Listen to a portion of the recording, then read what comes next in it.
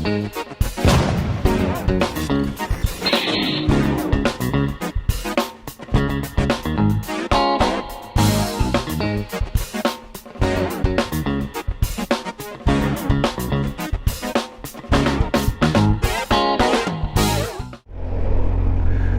everyone, welcome back to Nat's Knackers Yard. I'll be Nat, this won't be my Knackers Yard, this will be my route to work.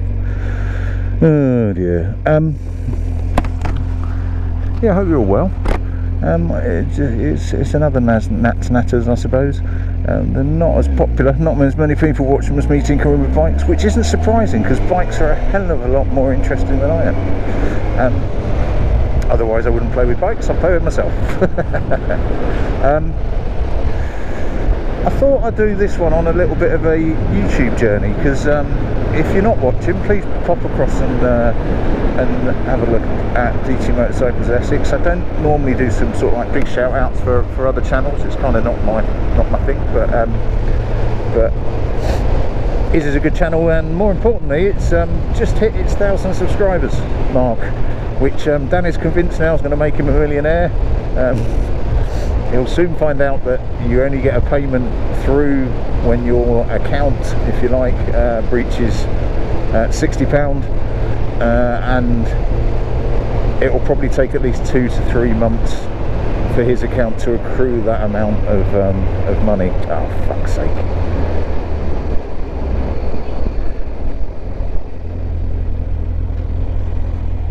Can I not sneak past there? Bastards.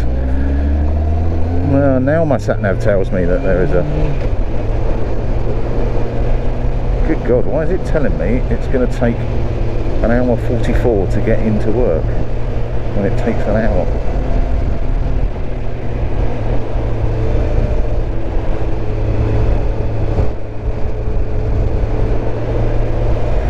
Right, okay, well, let's see where the fuck this is going to take us then.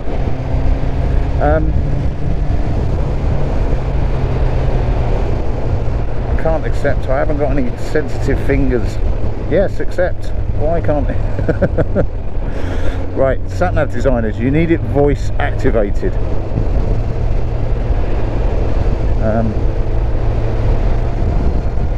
Because otherwise poor motorcyclists like myself can't fucking do it.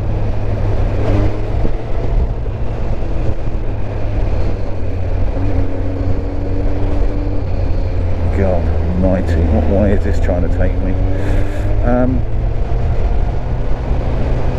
Yeah, where was I? Yes, YouTube.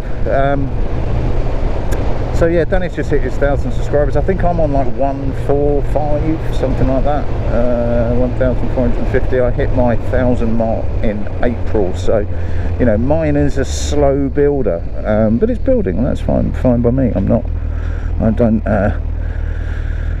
I don't do this for YouTube. This is YouTube following my hobby, if you catch my drift. And frankly, if I wasn't recording this, I'd just be setting the world to rights inside my own head anyway. So let's try it this way. I should have just taken a fucking train today. I've shut that road. I can't think of another way onto there without going through what... That's fucking mental. Arseholes.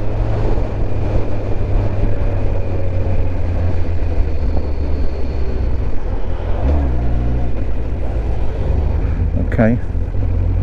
Yeah, this is fine. That just worked out where it's taking me. Yeah, so YouTube. First of all, why? So, going back, I don't know how long I've been doing YouTube now. 3 years? Something like that. God, that's a long time. That's really quite scary. Yeah, about 3 years. So going back to when I first started riding, I was coming back from living overseas for a little while. God. I got my licence while I was out there because it was easier and cheaper, and then transferred it to a Brit licence when I got back. All entirely, you know, legal, above board and everything else. It's a standard route that is open to, or certainly was open at the time, because we were still part of Europe. It was pre-Brexit, or not pre-Brexit decision, but pre-Brexit actually happening. So I came back, transferred my licence across, voila, full licence, full British licence. What it did mean though was I was considerably less experienced on bikes than probably my UK earned licensee brethren were. So I did the sensible thing and I bought a 900cc bike.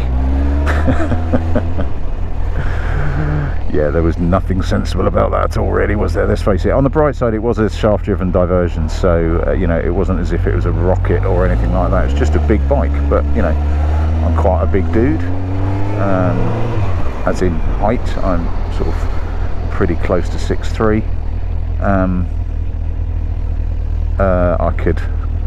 I could carry it off, shall we say. Oops, that was a bad move. I'm getting out of here.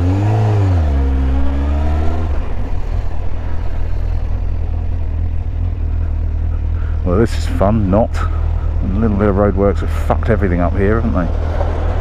What's the chances of me getting around there without getting killed? Slim to non-existent. Yeah, so bought a big bike, started riding.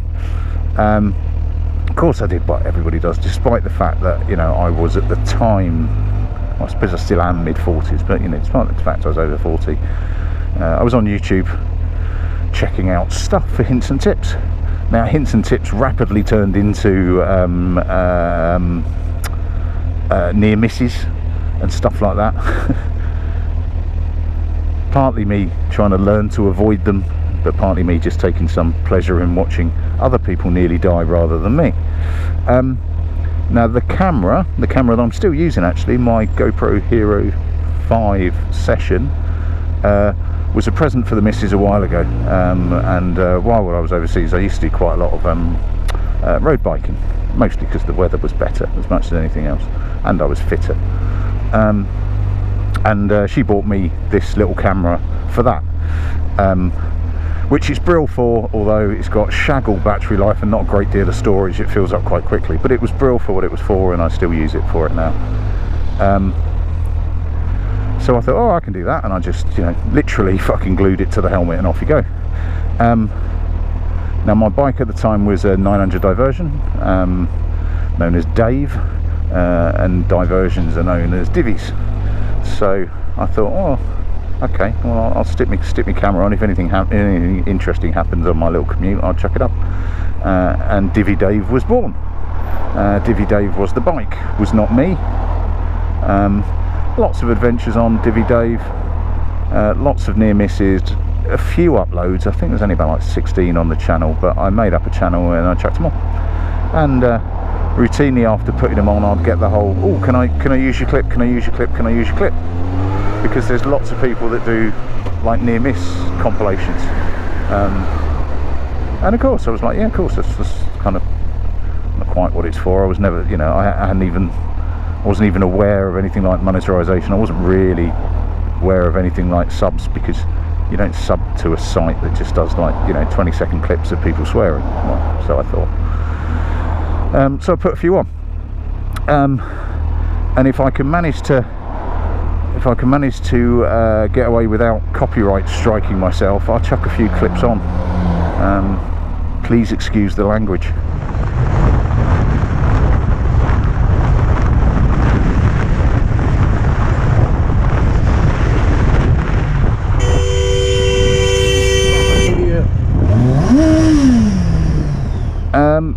So you're back, hopefully, and hopefully I found those clips, hopefully I found a way of downloading them, hopefully I found a way of putting them on the channel without copyright striking myself.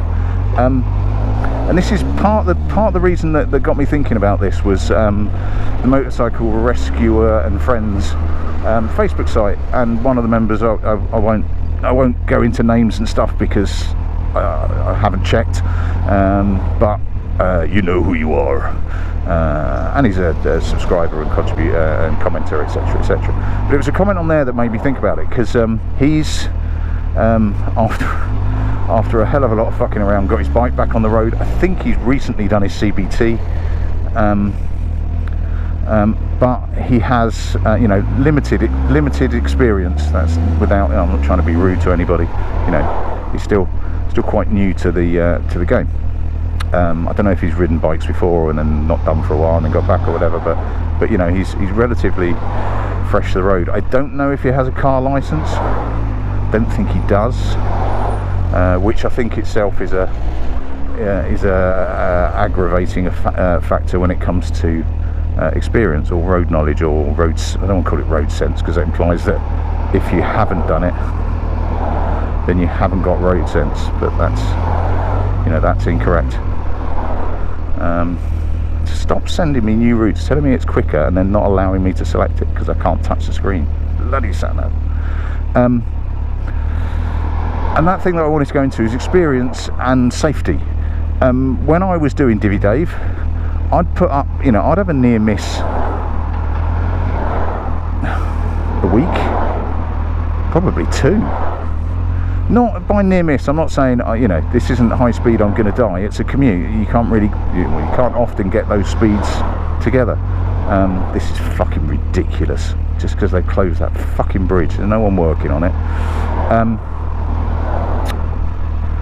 Every bit of traffic that would normally go that way is going this way now, which really screws up my overtaking opportunities. It on the curb.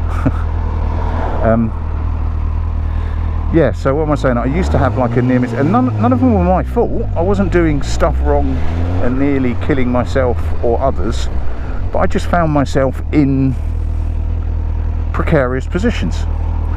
Now, the rationale behind that is I'd probably put myself in them.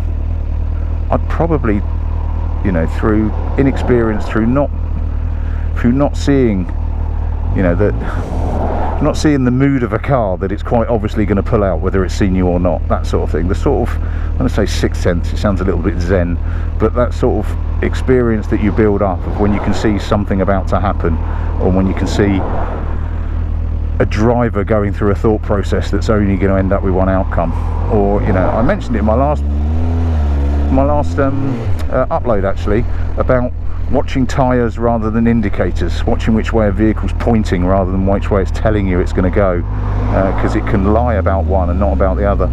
And it's not malicious. There's, you know, lots of people put on various sites, you know, oh, you know, you've got to ride like everyone's trying to kill you. No, I don't. I disagree with that. You don't. People don't want to kill you. People aren't trying to hit you. You are in, or they are in, with the exception of their house, they are sat in possibly their most expensive purchase. They don't want to damage it. They obviously don't want to damage you, but you'd have to be a complete fucking idiot to want to deliberately damage your own car. You know, it's why would you? So they're not trying to kill you. They're just quite often, you know, put yourself in their seat. Quite often they're either in a rush because they're late, and on a commute that can be quite, you know, serious, because if you're late for work, etc, etc, they can be late, they can be preoccupied. Anybody that drives their kids to school, for one, don't make them walk. Kids need exercise, but actually, you know, harassed parents, and I'm not picking on women here, but it tends to be mothers that do the school runs more often than fathers. If you're a father that does it, well done you. But more often than not, it's mum that drops them off.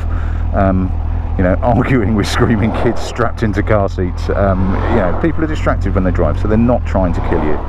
It's just quite often they're slightly away with the fairies. But I found with time and with experience, I was having less and less to upload. Now, I wasn't, you know, I wasn't applying for YouTube fame or anything like that, so it didn't bother me. And eventually, I just stopped doing it. And actually, it was through Divvy Dave, the persona of my bike, that I met up with Charlie and the motorcycle rescuer for the first time. Went round, played with cars, and kind of got on all of this together, to the point where Charlie was confused to start with whether or not my name was Nat or Dave. It was a proper Del Boy, the comedy series, not the channel moment of, all right Dave, a bit of a trigger. side. God rest his soul. I'm gonna have to whip round this. I'm gonna fucking be here forever. I'm being late.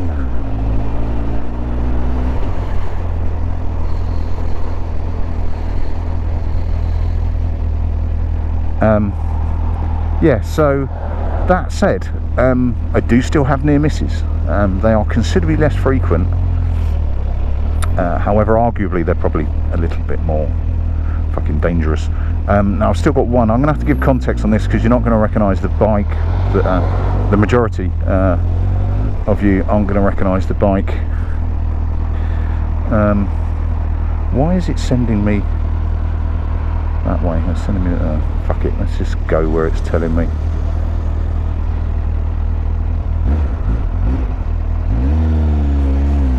Thank you.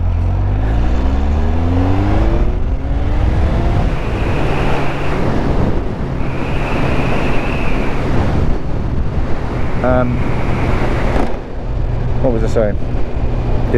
Yeah, so give it context. The bike that I'm on is my old Phaser. So after Rat Boy that was, I did have a capped Phaser for a while.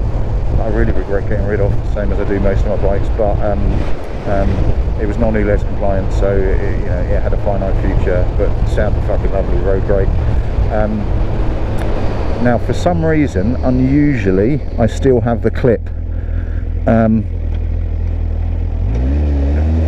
So I'll, and I never uploaded it or did anything with it, but I'll drop it in here.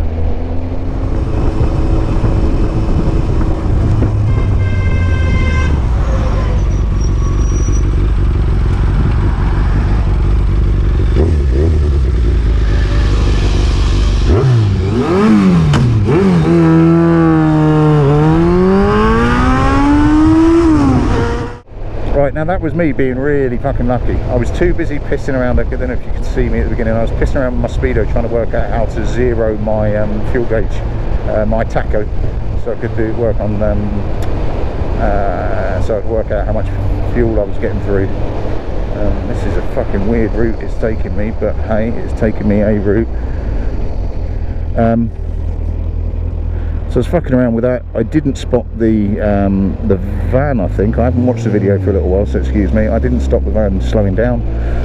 The car that stopped on the main road had fucked up, because if they're trying to turn right like they were, there's a filter lane to the right. That's why the white van slammed its anchors on, because nothing stops on that road. It's a fucking main A road. So the car that stopped to turn right was wrong. However, if I'd hit it, it would have been my fault, because they're in front, and therefore if I hit them, it's my fault. Now looking at it, it could have been particularly nasty, because if I'd have seen that van stop and thought fuck you and hoofed it round to the right to overtake it and get out of the way, which is probably what most people would do, then that vehicle in front turning right could well have just fucking had me, and I would have been all over the road, spread like fucking jam, which wouldn't have been good. So as much as I'm being pious about the fact, oh yeah, with more experience you'll get yourself in less trouble, in less situations of people cutting you off, etc, etc, shit still happens, and you still need to have your wits about you, which is kind of the moral of the story, I suppose, is yes, when you start riding and when you hit the roads for the first time, I think, and I've driven a car for years, I can't put criteria on this, but logically I think you're at an advantage if you're a car driver, because you've got a little bit more road nous. There's there's a little bit less you have to concentrate on, albeit it's a very different skill, or yeah, I suppose it is a skill. It's a very different skill that you build, but at least you're on a higher start point to start with, so I think you're less prone to it if you're a car driver before you get on a bike. But you do get better, and you will suddenly notice that actually you're put in dodgy situations considerably less frequently. It takes you a while to work out actually it's not them, it's you. You're putting yourself in dodgy situations a lot less, and you're seeing things further out, etc, etc. But the moral of the story is, don't get complacent, because weird shit still happens.